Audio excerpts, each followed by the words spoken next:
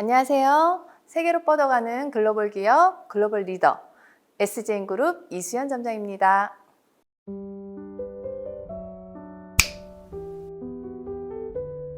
아버지가 이제 사업을 하고 계셨고, 그래서 잘 태어나서 그 동네에서 다른 친구들은 일반 학교를 다닐 때 저희 형제들은 사립초를 다녔거든요. 그래서 어린 마음에는 싫었어요. 친구들이랑 다 같이 어울려서 놀러 가고 싶은데 언니랑 저랑만 이렇게 다니니까 따로 3층짜리 집을 저희 식구들만 살았었거든요. 그러니까 좁지 않고 넓게 썼었는데 초등학교 고학년 때 아빠 사업이 좀 안 되시면서 이제 부도를 맞으시고 빨간 딱지까지 보았죠. 그 나이에. 이제 빨간 딱지를 맞고 이사를 가게 됐어요. 동네를 아예 지역을 바꿔서 갔는데 방이 2개라고는 하지만 너무나 작았고, 그리고 주방과 거실이 이렇게 구분이 안 되는 그냥 하나로 되어 있는 그런 집으로 이제 이사를 가서 언니랑 저랑 같이 방을 쓰면서 엄청나게 싸웠죠.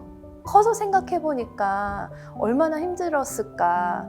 그리고 이제 제가 성인이 되니까 엄마가 이제 너희도 이제 컸으니까 엄마가 어떻게 살아왔는지 하면서 한번 얘기를 해주신 적이 있어요. 근데 생각했던 것보다 훨씬 힘들었더라고요. 공부를 그렇게 좋아했던 아이는 아니었어요. 워낙 이렇게 활발하고 하다가 춤추는 걸 좋아했거든요. 어릴 때부터. 초등학교에서 중학교 그 예민한 시기에 그런 걸 당하다 보니까 이제 공부를 더 할 수 없는 환경이었고, 핑계지만 그랬는데 그 춤이 너무 좋더라고요. 근데 아시다시피 예체능은 돈이 많이 들어가잖아요. 그런데 부모님은 제가 춤에 재능이 있는 걸 알고 공부는 그닥 취미는 없는 것 같으니까 이제 무용을 시작하게 됐어요.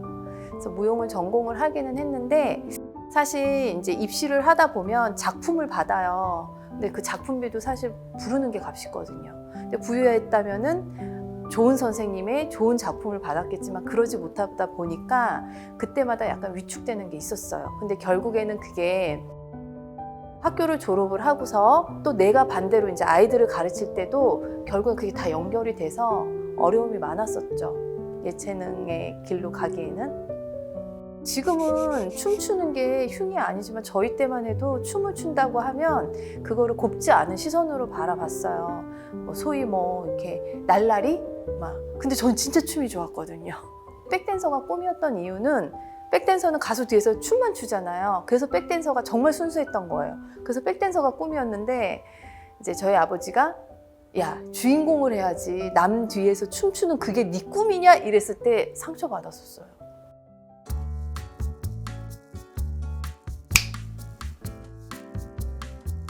무용을 전공을 하고 나서는 할 게 사실 학원에 가서 학원 강사로 하는 것밖에 없어요. 그래서 아이들을 똑같이 제가 그래왔듯이 똑같이 가르치는데, 하면서도 비전이 없는 걸 알았어요. 너무 박봉이었고, 근데 졸업해서 내가 일반 사무직 할 거 아니니까 하기는 했지만 늘 그 박봉이라서 내가 계속 이걸 언제까지 할까, 그게 고민이었어요. 우연찮게 벨리 댄스라는 춤을 알게 됐어요. 근데 그 시기에 그게 이제 외국 춤이거든요. 아랍이나 이제 터키권 쪽의 춤인데 이게 막 우리나라에 막 들어온 거예요.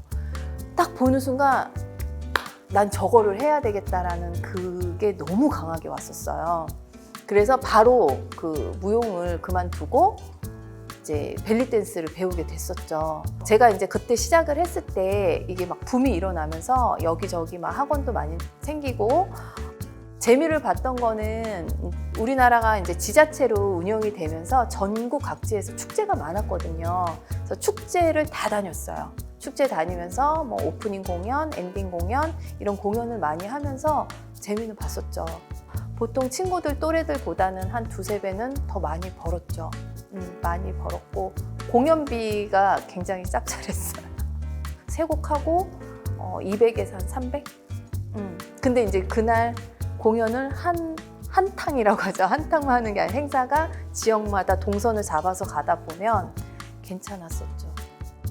그러니까 사람들이 호기심에 의상도 화려하고 하니까 시작은 하는데 길게 못 가는 거예요.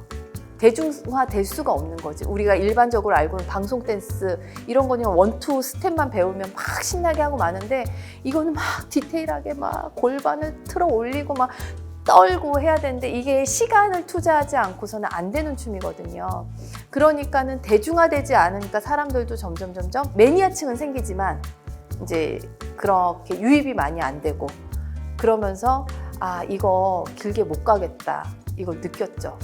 그래도 돈이 된다면은 밀고 나가겠지만 페이나 이런 것들도, 그리고 이제 서로 경쟁이 붙다 보니까 회원비도 자꾸 싸지니까, 그렇게 좀 이렇게 체감을 하고 좀 고민을 하고 있을 때 연애가 시작이 돼서 이제 결혼도 생각할 나이고, 그래서 이제 결혼을 하면서 정리를 하게 됐었어요. 내 계산은 결혼하고 한 1년 정도 있다 아이를 낳고 한 2년, 3년 안에 복귀하겠다라고 했는데, 이제 그게 계획에서 조금 무너지면서 벨리댄서 그 세계에서 떨어져 나온 지 좀 길어졌죠. 길어지다 보니까 이렇게 자존감이 낮아지고 새로운 선생님들이 계속 이렇게 치고 오고, 또 그 안에서도 트렌드가 있다 보니까 다시 하기에는 자신이 없다. 그럼 내가 뭐를 할 수 있을까? 내가 뭐를 다시 다른 일을 할 수 있을까 고민을 하다가 결국에 제 몸은 움직이고 있더라고요. 그래서 시작한 게 줌바 댄스. 따라할 수 있을 정도로 쉬운데 칼로리 소비가 엄청 크거든요. 그때 한참 붐이라서 이제 줌바 댄스를 시작을 했는데 진짜 날개 다른 것처럼 활동을 했어요. 그렇게 한 4년 후에 코로나가 온 거예요.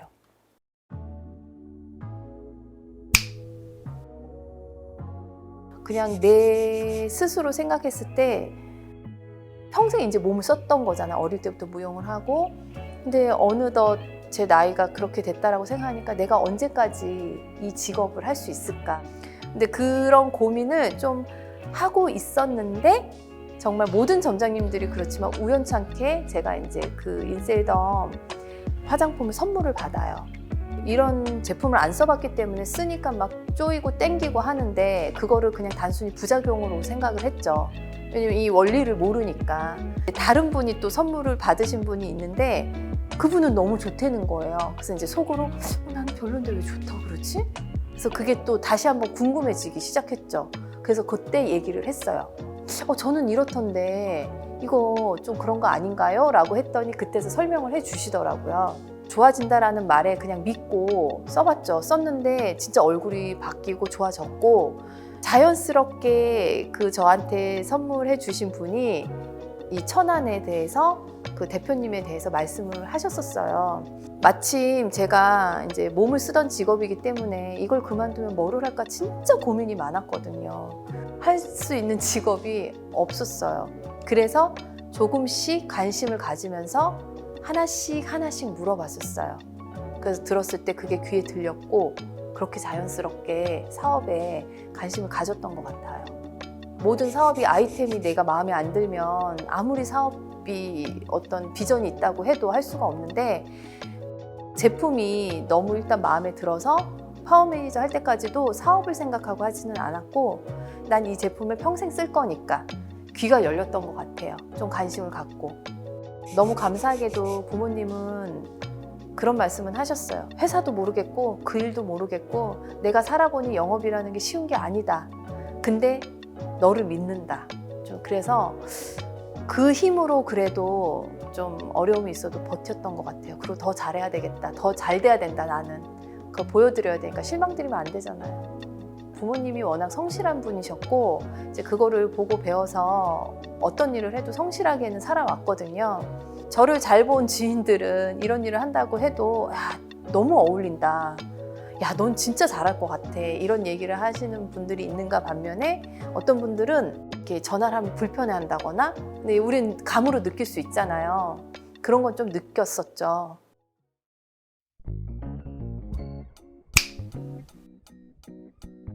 사실 이제 아이 낳고서는 이제 시간적인 게 여유롭지 않다 보니까 뭐 학원을 운영한다거나 이거는 불가능해서 프리랜서로 움직였거든요. 근데 그때는 그래도 다른 사무직보다는 나는 여유롭다라고 생각은 했었어요. 왜냐하면 수업 짜기 나름이고 그 수업만 하고 나면 나머지는 또 제 시간이었기 때문에 괜찮아 하는데, 사실 괜찮은 만큼 돈은 안 되죠. 많이 뛰면 돈이 되고 적게 뛰면 돈이 안 되는 거니까.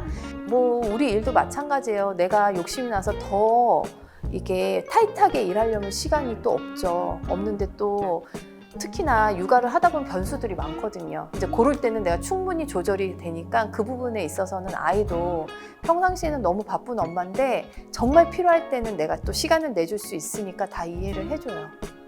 제가 이제 보통 육아맘들에 비해서 결혼도 늦었는데 출산도 늦어서 제 나이랑 아이의 나이랑 좀 안 맞아요. 근데 이제 너무 차이가 나니까 그래서 얘기를 하면 이제 깜짝 놀라시기는 해요. 인셀덤 덕분이죠, 뭐. 누구보다 우리 아이가 좋아해요. 그래서 엄마 나이 많아도 엄마 얼굴 반짝반짝 하니까 괜찮아. 이제 피곤해서 사실 이제 그날 좀 못 바를 때도 있거든요. 왜 안 해? 이렇게 물어봐요. 저는 아이가 이제 늦게 낳았고 하나잖아요. 그래서 이 아이를 어떻게 키울까, 아이를 낳고 이제 그 고민을 잠깐 해봤을 때 좀 막연하게 유학을 보내고 싶었었어요. 근데 출산하기 전부터 저희 신랑이 나는 내 사전에 기러기 가족은 없다. 같이 가든지 아니면 안 가든지 갈라질 수는 없다. 이거를 너무 단호하게 얘기를 했기 때문에 그 부분이 이제 고민이 됐었거든요.